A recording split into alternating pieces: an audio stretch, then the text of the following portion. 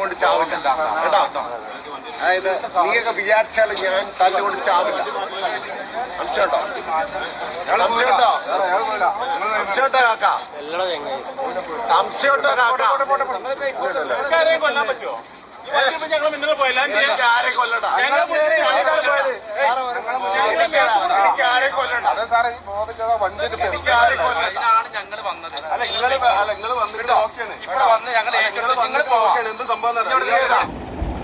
ഏവർക്കും എൻ്റെ വ്ളോഗിലേക്ക് ഹൃദ്യമായ സ്വാഗതം. ആദ്യമായി വീഡിയോ കാണുന്നവർ തുടർന്നും വീഡിയോ ലഭിക്കാൻ സബ്സ്ക്രൈബ് ചെയ്ത് ബെൽ ബട്ടൺ അമർത്തി ആളമർത്തുക. വീഡിയോ ഇഷ്ടമായാൽ ലൈക്കും ഷെയറും കമൻറ്റും ചെയ്യുക. ഞാൻ ഇന്ന് പറയുന്നത് ഏറ്റവും രസകരമായ ഒരു അനുഭവം നിങ്ങൾക്ക് മുമ്പിൽ വെച്ചുകൊണ്ടാണ്. എന്താണ് ആ രസകരമായ അനുഭവം? അതൊരു സസ്പെൻസാണ്. പരിശുദ്ധമായ ഈ റമദാനെക്കുറിച്ച് പറയുമ്പോൾ അള്ളാഹു ഈ റമദാൻ്റെ പ്രതിഫലത്തെക്കുറിച്ച് പറഞ്ഞിട്ടുണ്ട്. അസ്സൗമുരി വാന അജിസുബിഹി, നോമ്പ് എനിക്കുള്ളതാണ്, അതിൻ്റെ പ്രതിഫലം ഞാനാണ് കൊടുക്കുക എന്ന് പറഞ്ഞാൽ അതിന് കണക്കല്ലാത്ത പ്രതിഫലം. അതുകൊണ്ട് തന്നെയാണ് പരിശുദ്ധ റമദാനിൽ റമദാൻ എന്ന വേർഡ് തന്നെ ഒരൊറ്റ പ്രാവശ്യമേ പ്രയോഗിച്ചിട്ടുള്ളൂ. അപ്പോൾ എന്നതുപോലെ ഞാനൊരു സസ്പെൻസിലേക്കാണ് നിങ്ങളെ കൊണ്ടുപോകുന്നത്. നോമ്പിൻ്റെ കൂലി അള്ളാഹു സസ്പെൻസ് ആക്കിയതുപോലെ പറഞ്ഞു വരാൻ പോകുന്നത് ഒരു വലിയ സസ്പെൻസാണ്. അതുകൊണ്ട് നിങ്ങളിത് സ്കിപ്പ് ചെയ്യാതെ കാണണം. കാരണം ഇത് ഇടയ്ക്ക് വെച്ച് കണ്ടാൽ യാതൊരു പ്രയോജനവുമില്ല. വളരെ കുറച്ച് തന്നെ, ഏകദേശം ഒരു 10 മിനിറ്റിൻ്റെ ഉള്ളിൽ തന്നെ ഞാൻ അവസാനിപ്പിക്കുന്നതാണ്. മാത്രമല്ല ഈ വീഡിയോ നിങ്ങൾ പറയുന്നത് പോലെയല്ല, വീഡിയോ ചെയ്യാൻ വളരെ ബുദ്ധിമുട്ടും പ്രയാസവുമുണ്ട്. അതുകൊണ്ട് ഓരോ വീഡിയോക്കും നിങ്ങൾ വ്യൂവേഴ്സായിട്ട്, നിങ്ങൾ സബ്സ്ക്രൈബറായില്ലെങ്കിൽ പോലും ഇതിൽ കാണികളാവണം. അതോടൊപ്പം തന്നെ നിങ്ങൾ ഷെയർ ചെയ്ത് ലൈക്ക് ചെയ്ത് ഈ പറയുന്ന നീതിക്ക് വേണ്ടി, സത്യത്തിന് വേണ്ടി, ധർമ്മത്തിന് വേണ്ടി, മനുഷ്യാവകാശത്തിന് വേണ്ടി, മർദ്ദിത ജനവിഭാഗത്തിന് വേണ്ടി, അവർക്ക് വേണ്ടി മാത്രമാണ് ഞാനിതൊക്കെ പറയുന്നത്. അതുകൊണ്ട് തന്നെ നിങ്ങളെല്ലാവരും ഇത് ഞാൻ പറഞ്ഞില്ലേ, വളരെ നിരാശിതനാണ് ഞാൻ. എന്തുകൊണ്ടെന്നാൽ എൻ്റെ യൂട്യൂബ് ഇപ്പോൾ സസ്പെൻഷനിലാണ്. എനിക്ക് നിങ്ങൾ വിചാരിക്കുന്ന മാതിരി മോണിറ്റൈസ് ഒന്നുമില്ല. അതുകൊണ്ട് പണത്തിന് വേണ്ടി പറയുകയല്ല, ഞാൻ പൈസ കിട്ടാൻ വേണ്ടി പറയുകയല്ല. അങ്ങനെ വിചാരിക്കരുത് സഹോദരങ്ങളെ. എൻ്റെ ഈ വീഡിയോക്ക് നിങ്ങൾ വ്യൂവേഴ്സ് ഉണ്ടാവണം, നിങ്ങൾ ഷെയർ ചെയ്യണം, നിങ്ങൾ ലൈക്ക് ചെയ്യണം. ഞാൻ പറഞ്ഞില്ല, സബ്സ്ക്രൈബ് ചെയ്തില്ലെങ്കിൽ പോലും നിങ്ങളിത് സ്കിപ്പ് ചെയ്യാതെ കാണണം. അതുകൊണ്ട് നിങ്ങൾ ഇനിയും ഈ ധാർമ്മിക പിന്തുണ എനിക്ക് നിങ്ങൾ നൽകണമെന്ന് ഞാൻ അപേക്ഷിക്കുകയാണ്. അപ്പോൾ ഞാൻ പറയുന്നത്, നമ്മളൊക്കെ സാധാരണ രീതിയിൽ എന്തിനാണ് സർക്കാർ ആസ്പത്രികളിൽ പോവാതിരിക്കുന്നത്? നമുക്കൊക്കെ ഞാൻ നേരത്തെ പറഞ്ഞതുപോലെ എല്ലാവർക്കും ഒരു എന്താ പറയുക, ഒരു മുൻകൂർ ജാമ്യം അല്ലെങ്കിൽ ഒരു മുൻകൂർ തീരുമാനമുണ്ട്. എന്താണ് ആ മുൻകൂർ തീരുമാനം? ഗവൺമെൻറ് ആസ്പത്രിയിൽ പോയാൽ നമുക്ക് വേണ്ടത്ര പരിഗണന ലഭിക്കുകയില്ല, അവിടുന്ന് വേണ്ടത്ര മരുന്ന് ലഭിക്കുകയില്ല. അത് വളരെ സത്യമാണ്.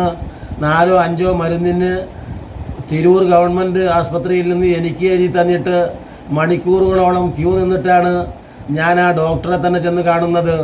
ഡോക്ടർ ഒന്ന് തൊട്ടു നോക്കി മാത്രമേ ഉള്ളൂ. കേവലം 1 മിനിറ്റിനകം എൻ്റെ കൺസൾട്ടിങ് കഴിഞ്ഞു.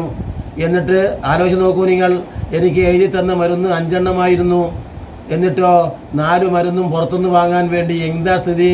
അവിടെ മറ്റൊരു ക്യൂ നിൽക്കുകയാണ്. ഇവരൊക്കെ വലിയ വർത്തമാനം, വലിയ വായിൽ ഈ പറയുന്ന ഭരണകക്ഷികളുടെ ആളുകളും പ്രതിപക്ഷ കക്ഷി എന്നല്ലെങ്കിൽ നാളെ ഭരണകക്ഷി ആവാൻ പോകുന്നവരും ഒക്കെ നമ്മുടെ സർക്കാർ ആസ്പത്രിൻ്റെ വലിയ മഹിമകളെക്കുറിച്ച് സംസാരിക്കുന്നത് കേട്ടിട്ടുണ്ട്. ഇത് എൻ്റെ അനുഭവമാണ്. വളരെ വലിയൊരു ക്യൂവിൻ്റെ പിന്നിൽ ഞാനും സ്ഥാനം പിടിച്ചു. അങ്ങനെ കുറേ കഴിഞ്ഞപ്പോഴാണ് എൻ്റെ ഊഴമെത്തി. നമുക്കൊക്കെ അറിയാലോ. ആ വളരെ അവഗണനയോടുകൂടെ ആ മരുന്ന് തരുന്ന ഒരു ചേച്ചി അത് നോക്കിയിട്ട് ഒരു 10 പാരസെറ്റമോൾ എനിക്ക് എടുത്തു തന്നു, 500-ൻ്റെ. അതുപോലും 650-ൻ്റെ ഡോളോ അല്ലെങ്കിൽ പാരസെറ്റമോളാണ് കേവലം 75 കിലോ ഭാരമുള്ള എനിക്ക് ആവശ്യമായിട്ടുള്ളത്. പക്ഷേ അവർ തന്നത് 500 എന്താ പറയുക mg അടങ്ങുന്ന ഒരു 10 പാരസെറ്റമോൾ തന്നു. ബാക്കി വിലപ്പെട്ട 4 മരുന്നുകളും പുറത്തേക്ക് എഴുതി. അപ്പം ഞാൻ ആ ചേച്ചിയോട് പ്രതികരിച്ചു, എന്തിനാണ് ചേച്ചി, എന്നാൽ ഇതിൽ ഇന്ന മരുന്നുകളാണ്, നിങ്ങൾക്ക് വരുമ്പോൾ തന്നെ ഒരു ധാരണയുണ്ടെങ്കിൽ ഞങ്ങളെ ഈ ക്യൂ നിൽക്കാൻ വേണ്ടി വിടണോ? മണിക്കൂറുകളോളം ഞങ്ങളുടെ വിലപ്പെട്ട സമയമല്ലേ? ആലോചിച്ച് നോക്കൂ. അപ്പം ഞാൻ പറഞ്ഞു വരുന്നത്, ഇത്തരത്തിലുള്ള ഗവൺമെൻറ് ആസ്പത്രികളുടെ ഈ എന്താ പറയുക കെടുതി, അവരുടെ നല്ല നിലക്കുള്ള പ്രവൃത്തിയില്ലായ്മ, അഥവാ ചികിത്സാ പിഴവുകൾ, അഥവാ ചികിത്സയുടെ വിശ്വാസമില്ലായ്മ, അതുകൊണ്ടാണ് ആളുകൾ സ്വകാര്യ ആസ്പത്രികളിലേക്ക് പോകുന്നത്. ആലോചിച്ച് നോക്കുക. അങ്ങനെ സ്വകാര്യ ആസ്പത്രിയിൽ പോകുന്ന അതാണ് ഞാൻ സസ്പെൻസ് ഇപ്പോൾ തീർക്കുകയാണ്.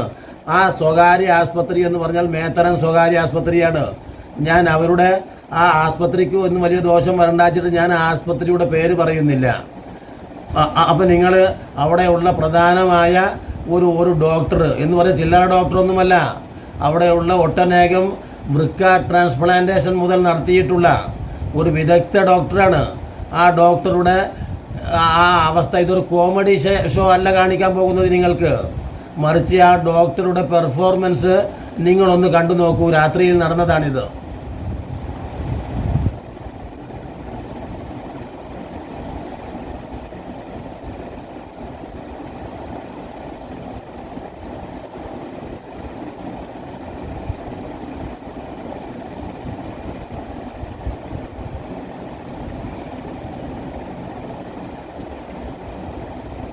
ഇപ്പം നിങ്ങൾ കണ്ടില്ലേ, ഏകദേശം ഒരു പ്രമുഖ ആസ്പത്രിയിലെ പ്രമുഖ ഡോക്ടറായ യൂറോളജി സ്പെഷ്യലിസ്റ്റ് അയാൾ മാത്രമേ അവിടെ ഉള്ളൂ.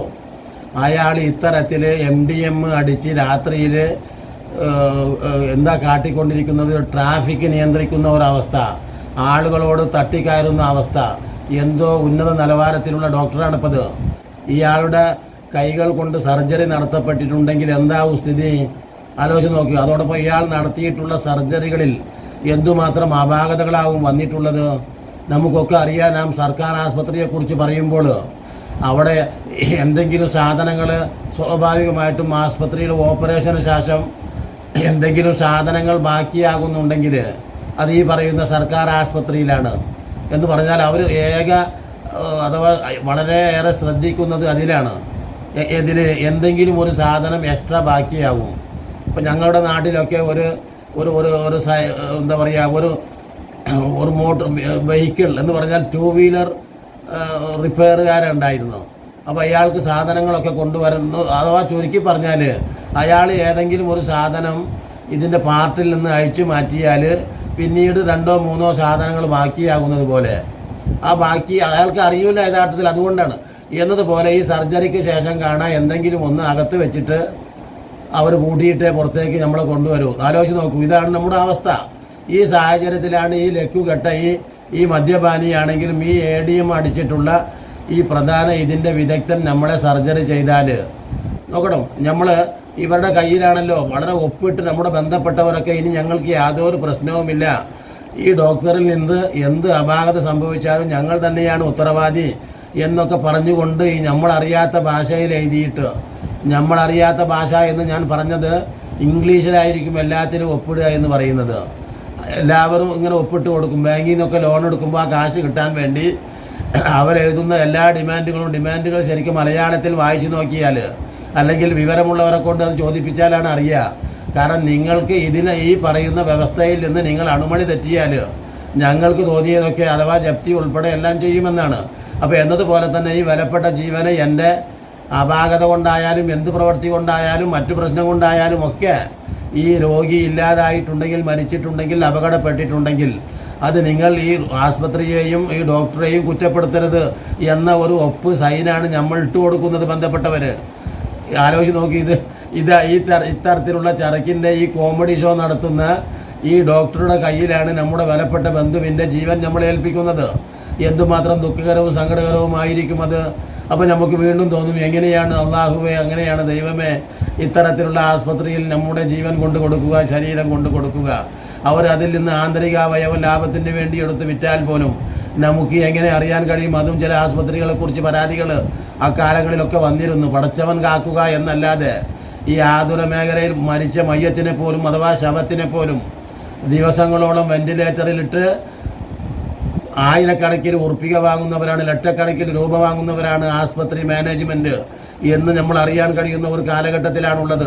എത്തിക്സോ അല്ലെങ്കിൽ നീതിബോധമോ മനുഷ്യത്വമോ ഒന്നും ഇല്ലാത്ത ഒരു അവസ്ഥയിലേക്കാണ് ആതുര ചികിത്സാ മേഖല പോലും എത്തിപ്പെടുന്നത് എന്ന ദുഃഖകരമായ ഒരു വാർത്ത കൂടെയാണ് ഇതുവഴി നിങ്ങളെ അറിയിക്കുന്നത്. ഇനിയും നല്ല നല്ല വീഡിയോകളുമായി നിങ്ങളെ കണ്ടുമുട്ടുന്നത് വരെ നിങ്ങൾക്ക് നന്ദി.